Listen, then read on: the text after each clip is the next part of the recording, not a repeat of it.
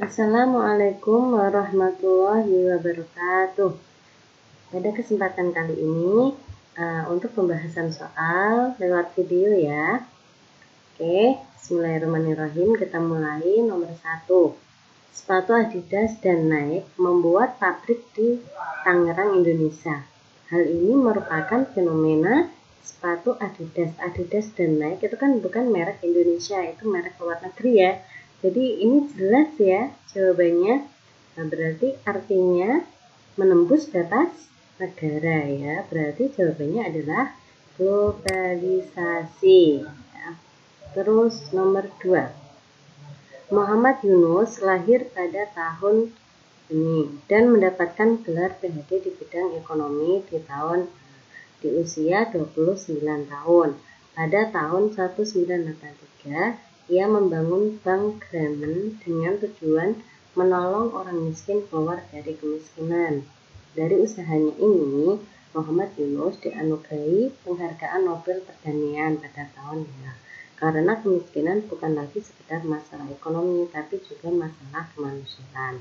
Nobel yang diperoleh Muhammad Yunus termasuk ke dalam bentuk, masih ingat kan cara memperoleh status, script tulisannya itu diperoleh dari kelahiran otomatis dari kelahiran seperti pangeran gitu ya.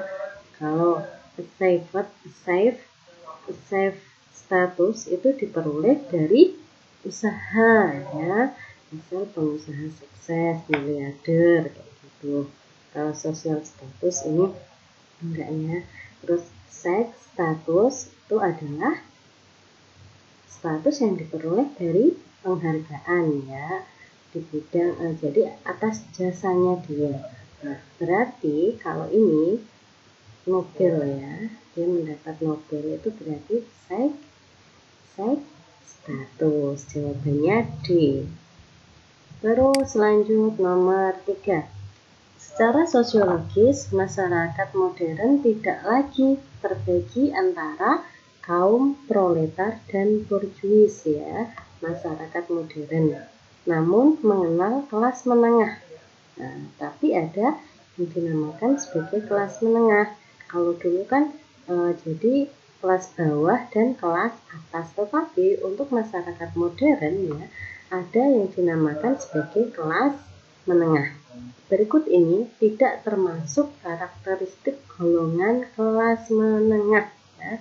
Kita lihat golongan kelas menengah ya, yang mana golongan kelas menengah itu adalah masyarakat yang istilahnya apa ya, berpendidikan. Jadi berpendidikan biasanya itu keluaran dari universitas ya, terus mempunyai daya tawar tinggi dalam bidang pekerjaan, itu adalah kelas menengah. Kita lihat ya. Yang pertama, kritis terhadap lingkungannya dan mereka mampu mengalami tendensi atau berpikir melampaui kepentingan kelasnya. Mungkin ya, karena kita tahu mahasiswa itu ya. Terus yang kedua, berpartisipasi dan bertindak sebagai lembaga pengimbang terhadap kekuatan negara. Nah, mungkin. Terus yang C, memiliki tingkat pengeluaran per tahun di atas 5.000 US dollar ya.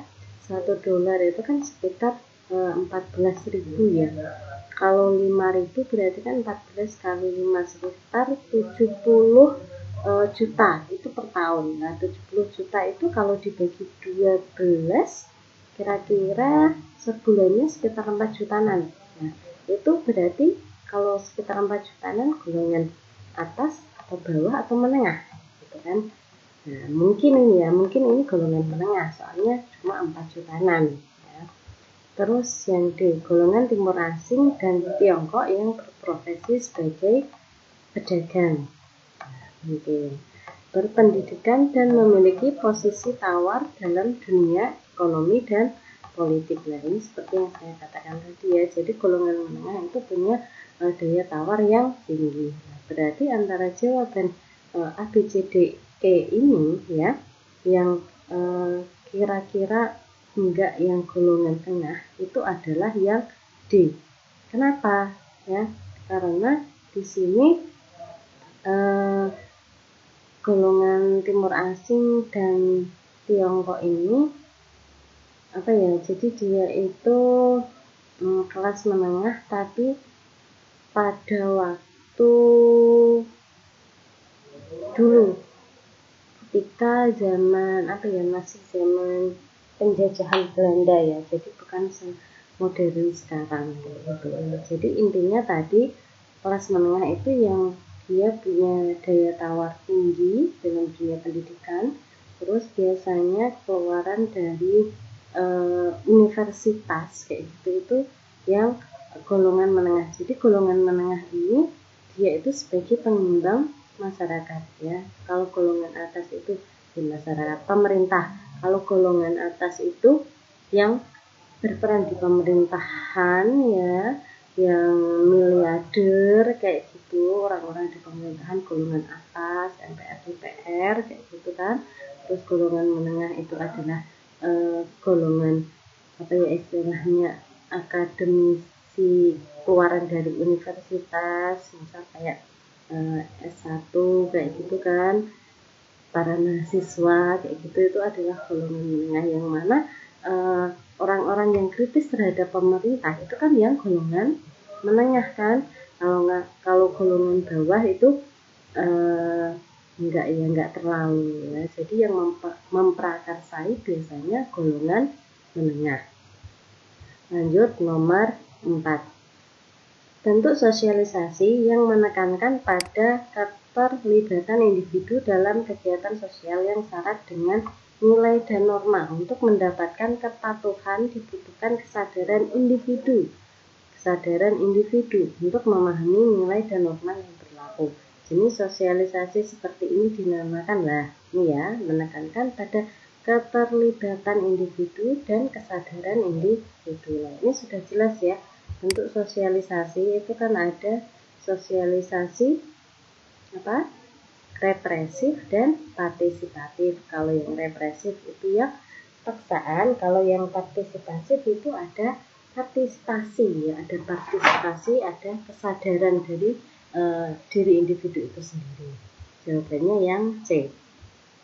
Terus nomor 5. Bagi pengusaha perhotelan, tanggal-tanggal merah merupakan potensi besar untuk menarik pengunjung. Oleh karena manajemen di waktu-waktu libur mengeluarkan diskon besar-besaran. Menurut Max Weber, tindakan ini merupakan jadi dia punya strategi. Ketika hari libur tanggal merah itu mengeluarkan diskon. Agar apa? Ya, agar menarik pengunjung ya. Jadi biar pengunjung itu banyak yang datang di hotelnya. Begitu ya. Berarti artinya kalau memperhitungkan tujuan itu ya. Rasional, instrumental. Kalau rasional berorientasi nilai ya, itu seperti contohnya orang beramal, orang beribadah. Jadi orientasinya itu nilai-nilai tertentu, nilai kebaikan, nilai agama gitu. Kalau tradisional cuma ikut-ikutan saja. Kalau afeksi itu seperti yang spontanitas atau berdasarkan perasaan kayak kasih sayang, emosional, itu tindakan afeksi. Kalau ini enggak ya. Oke, lanjut nomor 6. Seorang anggota DPR mencitrakan dirinya sebagai sosok yang berwibawa, memahami kepentingan rakyat dan humanis.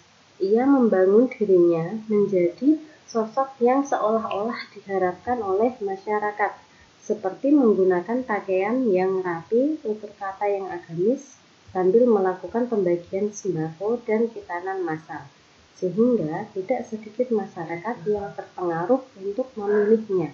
Faktor yang mendorong interaksi sosial di atas adalah jadi si anggota DPR itu ya, dia itu mempengaruhi masyarakat. Berarti ini jelas ya, kalau mempengaruhi itu adalah sugesti. Sugesti ya. Kalau imitasi meniru sebagian, kalau identifikasi meniru tetapi menirunya sudah tahap lanjut. Kalau empati itu jadi kayak apa ya, orang kasihan, tetapi lebih ke tindakan ya, disertai tindakan. Kalau simpati itu ikut merasakan gitu ya, atau ketertarikan saja, itu simpati. Terus lanjut nomor 7, pengaturan tertib masyarakat tidak dilaksanakan melalui tindakan yang spontan dan kolektif dari anggota masyarakat, tetapi oleh struktur khusus yang mempunyai kewenangan untuk melaksanakan pekerjaan. Dalam hal ini, lembaga politik memiliki fungsi untuk, nah ini ya, jadi ini kan untuk menegakkan hukum. Ya, menegakkan hukum berarti jawabannya langsung gampang ya, law enforcement ya, bahasa Inggris ya. Kalau internal order itu pemeliharaan ketertiban, kalau external security itu menjaga keamanan luar ya. Kalau general welfare itu kesejahteraan umum. Kalau planning and direction itu perencanaan dan direction itu apa ya artinya? Ya, nanti dicari sendiri ya, ini ya, maaf ya, lupa saya ya. Nah, udah, nah sampai nomor 7 dulu ya. Sekian. Assalamualaikum.